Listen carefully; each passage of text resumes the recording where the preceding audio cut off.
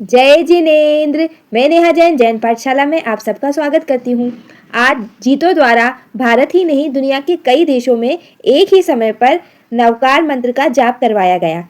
आइए हमारे माननीय गृह मंत्री जी अमित शाह जी की स्पीच सुनते हैं। इस सभागार में और ऑनलाइन उपस्थित सभी को मनपूर्वक जय जिनेन्द्र। सबसे पहले मैं आज के इस कार्यक्रम के अवसर पर 2400 तीर्थंकर और पंच परमेष्ठी को उनके चरणों में प्रणाम कर मेरी बात की शुरुआत करना चाहता हूं। देश भर से, दुनिया भर से, कोने कोने से जुड़े सभी पन्यासवर, मुनि, आचार्य, गच्छाधिपति और सभी श्रावक श्राविकाओं को मनपूर्वक प्रणाम कर मैं आज के दिन की शुभकामनाएं प्रदान करना चाहता हूं। मैं जीतों को भी बधाई देना चाहता हूं, क्योंकि पूरा विश्व जब एक दूसरे को अपनी बात को सच मनवाने के लिए युद्ध पर उतारू है, उसी वक्त 9 अप्रैल के दिन यहां से शांति का नवकार मंत्र का जाप पूरे विश्व के कल्याण के लिए किया है, वो बहुत उपयुक्त है। मित्रों, वैसे तो मुझे बोलना नहीं था, अंत में खड़ा कर दिया गया, मगर मैं जो अंत में बात करनी चाहिए वो पहले करना चाहता हूं। भारत के अंदर कई प्रकार के संप्रदाय, कई प्रकार के धर्म विद्यमान हैं, और हर धर्म के अंदर मंत्रों का बहुत बड़ा महिमा रहा है। कई युवाओं से जब इंटरेक्शन करता हूं, आईआईएम में जाता हूं, कॉलेजों यूनिवर्सिटियों में जाता हूं, तो आज का युवा बुद्धि प्रधान है, होना भी चाहिए। तो कई बार पूछता है कि मंत्र को रटने से क्या प्राप्त हो सकता है।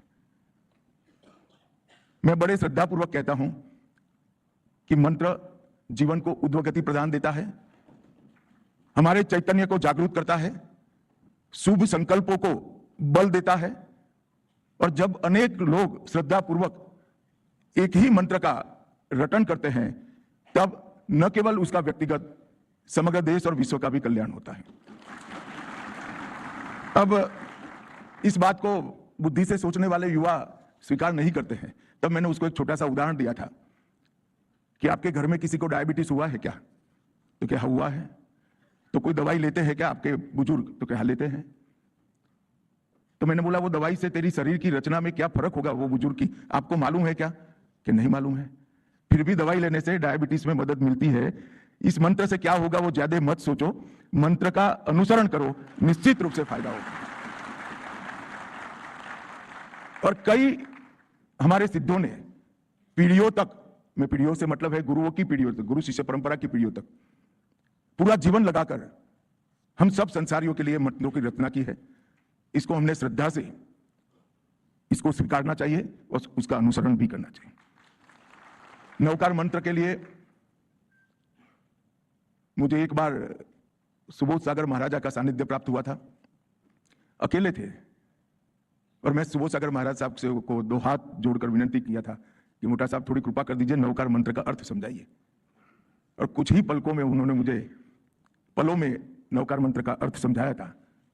मित्रों, मैं बहुत श्रद्धा से कहता हूं कि पूर्णतः निराकार, निरपेक्ष और सार्वभौमिक प्रार्थना है, जिसमें किसी काल, जाति, क्षेत्र, धर्म, इसका कोई भेदभाव नहीं है।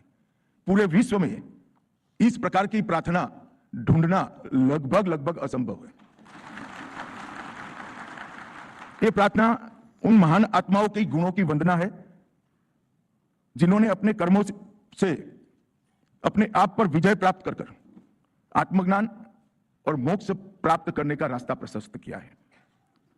इस महामंत्र में शब्द नमो का जो अर्थ है वो विशुद्ध रूप से समर्पण और अपने अंदर बैठे हुए अहंकार को पूर्णतया समाप्त करने की दिशा में साधक को ले जाता है। जब व्यक्ति नमन करता है तो वहीं से अहंकार की पिघलने की शुरुआत होती है। और यहां परमेष्ठियों को नमन किया है, अरिहंत को नमन किया है, सिद्धों को नमन किया है, आचार्य को नमन किया है, उपाध्याय और साधुओं को नमन किया है। जब अरिहंत को नमन करते हैं तब अरि का हंत करने वाले को अरिहंत कहते हैं। जो शरीर के अंदर, मन के अंदर, भाव के अंदर, स्वभाव और प्रकृति के अंदर हमारे मोक्ष के कारण के लिए जो शत्रु है, वो शत्रु गुण रूपी है, उसका अंत करने वालों को अरिहंत कहते हैं। जो आंतरिक शत्रुओं पर विजय प्राप्त कर लेता है उसको अरिहंत कहते हैं। कैवल्य ज्ञान की प्राप्ति, क्रोध, मान, माया, लोभ, इस पर पूर्ण विजय, और जैन शास्त्रों में 12 दिव्य गुणों से परितृप्त व्यक्ति को अरिहंत माना गया है। हम वो अरिहंत को नमन करते हैं। यहां सिद्धों को भी नमन किया है। पूर्ण मुक्त आत्मा का स्टेटस जो प्राप्त कर लेता है उसको सिद्ध मानते हैं। 8 कर्मों का क्षय और जन्म मृत्यु के ऊपर उठ जाते हैं, उनको सिद्ध करते हैं, सिद्ध कहते हैं। 8 शुद्ध गुणों को जो प्राप्त कर लेते हैं वो सिद्ध होते हैं। यहां अनेक सिद्ध जो हुए हैं उनको भी नमन करते हैं, उनसे आशीर्वाद प्राप्त करते हैं। यहां आचार्य को भी नमन करते हैं, जो संघ के प्रमुख होते हैं। अनुशासन, महाव्रत का पालन और मार्गदर्शन, सभी संसारियों का मार्गदर्शन करने की जिम्मेदारी आचार्य की होती है। जिनके जैसा आचरण करने से मोक्ष प्राप्त हो वो ही आचार्य होता है। और 36 गुणों से युक्त जो व्यक्ति हो जाता है उसको आचार्य पद की प्राप्ति होती है। यहाँ उपाध्याय को भी, शिक्षक संत को भी हम नमन करते हैं। शास्त्र ज्ञान का अध्ययन और उसका प्रसार करने की जिम्मेदारी है, और उनके लिए 25 गुणों की प्राप्ति करने के बाद ही वो उपाध्याय से आगे बढ़ सकते हैं। और साधु, तपस्वी और साधक संयम, त्याग, महाव्रत और तप का पालन करने वाले के अंदर धीरे धीरे शयन 27 गुणों की निर्मित होती है, उसको हम साधु कहते हैं। तो ये परमेष्ठी को नमन करने का ये जो मंत्र है, और इसके पीछे भाव है कि 5 परमेष्ठियों को 2 प्रमुख श्रेणियों में बांटा गया। एक देव की श्रेणी में जो मानव, सामान्य मानव से ऊपर उठ गए हैं, अरिहंत और सिद्ध होते हैं, और गुरु जो आचार्य, उपाध्याय और साधु होते हैं वो गुरु कहलाते हैं। ये दोनों श्रेणियों की 5 प्रकार के विशिष्ट व्यक्तियों को नमन कर कर उनके गुणों को उनसे प्राप्त करने का आशीर्वाद मांगना, वो ही नवकार मंत्र का मूल सिद्धांत है। मगर मैं फिर से एक बार 108 गुणों को जो हम नमन करते हैं, जो अरिहंत, सिद्ध, आचार्य, उपाध्याय और साधु में जो 108 गुण होते हैं, वो 108 गुणों को हम एक साथ नमन करने का प्रयास करते हैं। एक बहुत कम समय में मेरा युवाओं से आग्रह है। इसका अर्थ तो कोई पन्यास, मुनि, आचार्य, भगवंत या गच्छाधिपति का योग आपके जीवन में बन जाएगा तब समझ में आ जाएगा, मगर तब तक इसको छोड़ना मत।